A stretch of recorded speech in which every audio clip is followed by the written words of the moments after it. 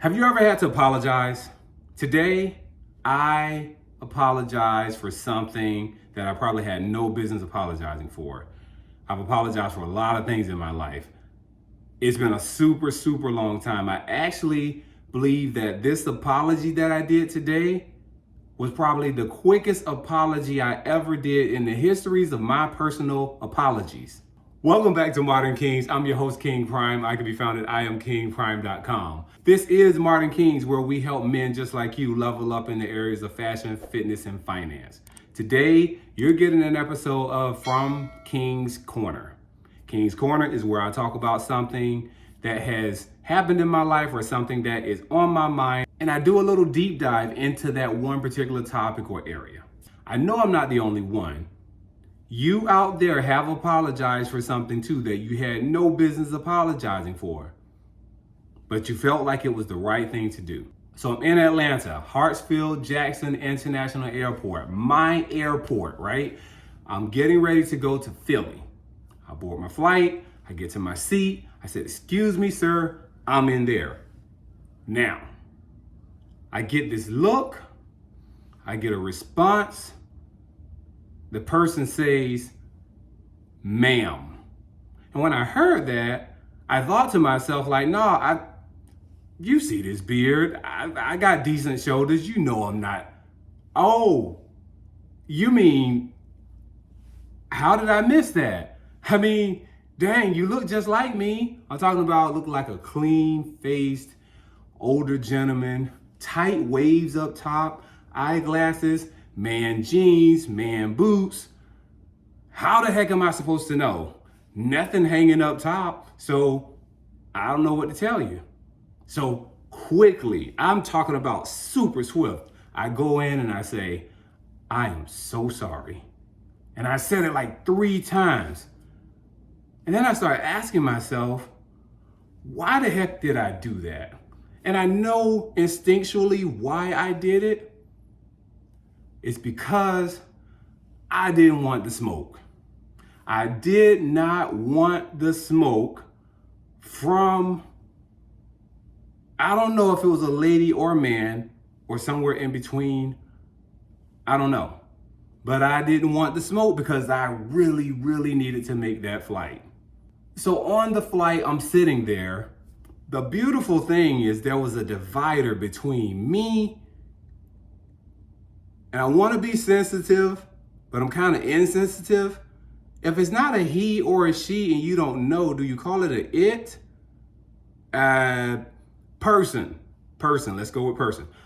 I am sitting, my window seat, which is my preference.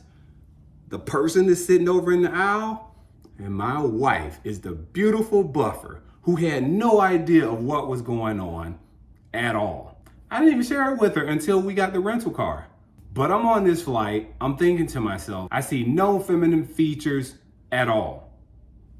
Hands, no elongated nails, no earrings, no lipstick, no breasts, nothing. So I don't know, I'm just lost. So instinctually, I'm conflicted. I am highly conflicted because part of me is saying de-escalate the situation. Another part of me that I'm conflicted with is the raw, honest truth. And that's something that people aren't equipped to handle. But I was so ready to ask the question, how am I supposed to know how you identify when I see you clearly looking a certain way? Now, part of my lesson in this is for me to say, "Excuse me," and leave it at that. Maybe I should start clearly seeing a person that is a woman and clearly seeing a person that is a man and just dropping off the greeting of their gender and just saying, "Excuse me," and let that be it. "Thank you," and let that be it. But doesn't "sir" just ring a certain bell to a man? Doesn't "ma'am" just give a level of respect to a woman? But no, we can't do that because somebody's confused. Not only are they confused, they won't even tell you who they are until you misidentify them. It makes you want to go around and say, you know what? I identify as Iron Man, or I identify as Thor. Give me any superhero, because I like to work out and I like to be fit. I identify as a superhero, so you should identify me as such.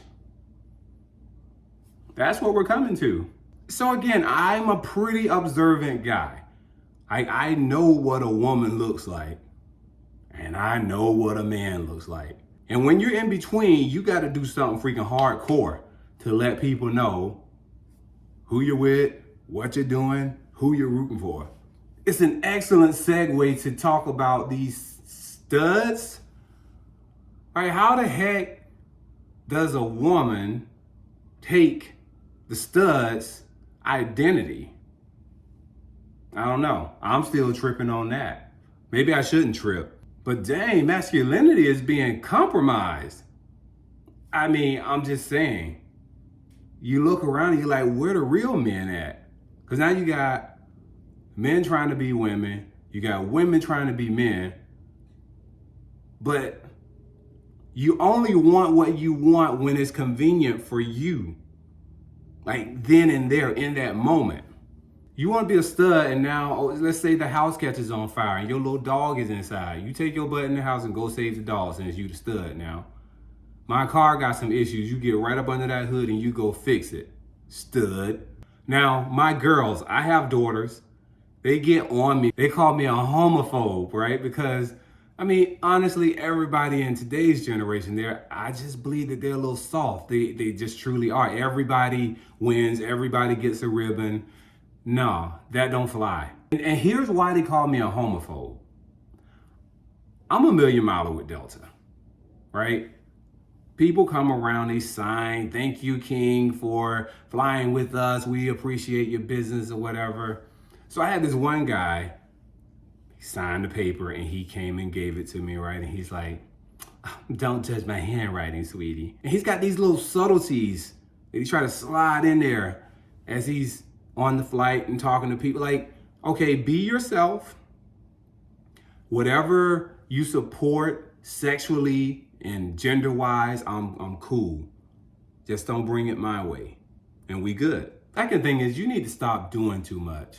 Ain't no way a man's supposed to be switching. What man talks naturally with the lisp? You need to cut it out with all the accents and the switching of the hand. Who walks with their hand doing all that anyway? You got to be intentional trying to do that.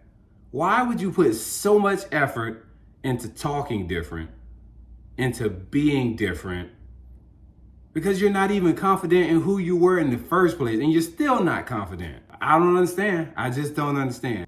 If you're listening to this, I just need you to join me in the cause of keeping masculinity alive. Because if there are no studs out there, like real studs, like men, to be in a relationship with our little girls as they mature, then everything just gets downgraded over time. I just think it's so easy for people to fall prey to these things because they just want to belong to something. They're not accepted for who they truly are. So if they can become a stud or they can become this thing over here, somebody will finally accept them. And they still don't feel good inside. That's not all, just some. A significant amount of some. So here's another thing that happened. Same flight. I see this guy. He's got a little bag. He's got a little dog in it. He's treating that thing very gingerly, cuddly, careful. He reaches up to get a bag out of the top cabin. After he gets the bag out of the top cabin, then he puts it down in the seat. He's trying to be expeditious with it, but he's a little too slow for the lady that's behind him. She's being patient. She's about 6'3", black woman. The guy that's getting his stuff down, he's a white guy, a little shorter than her. Now, he has on his Make America Great Again hat. I'm looking and just observing the engagement, or lack thereof. But she looks at his hat. She looks at him. She looks at his hat again. And as she shifts her eyes and her face, her face just goes into this place of judgment. You can see the judgment on her face. So even though she didn't say anything, the judgment is just there. And who knows, based on how her face looked, what actually went through her mind. Now, to her benefit, she didn't say anything, but the fact is, like, she thought it. I could see the thought, right? And it was judgment. Here's where we are.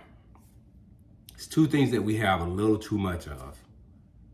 That is the inability to speak up and be confident and courageous in what we say, think, and believe. The second thing is we pass way too much judgment. I'm not political, but I saw it in the political race. I've seen it in various places. But the only thing that those things do is keep you down. It keeps you from advancing. It keeps you in a small mind mentality. And whatever you're looking for, you're gonna find it. It is really, really, really hard to find what you're not looking for. So you may be thinking, what are we supposed to do with the information that you just shared? At the end of the day, having the hard conversations is what allows us to grow. And this growth comes as an individual, it comes in relationships, and it comes in community and society. We do a terrible job of disengaging and running away from that.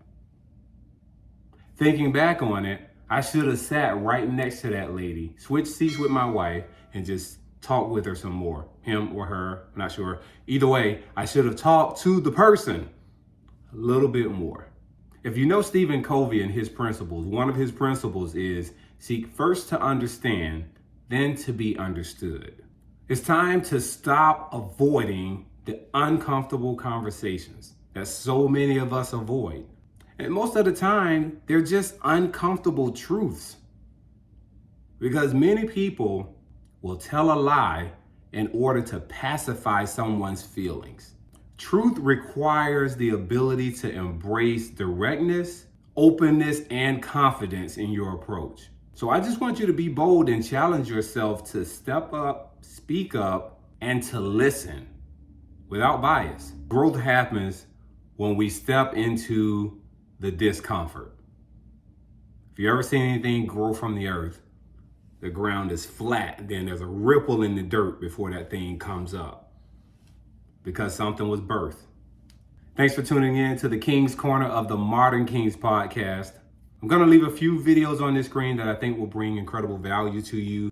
And stay tuned for my upcoming videos on questions that will help you have a successful new year, best career advice I've ever received, my top investment and financial apps, and unique wardrobe colors that every man should try. Subscribe if you're not already, and I will catch you in the next video. Until then, look your best, do your best, and be your best.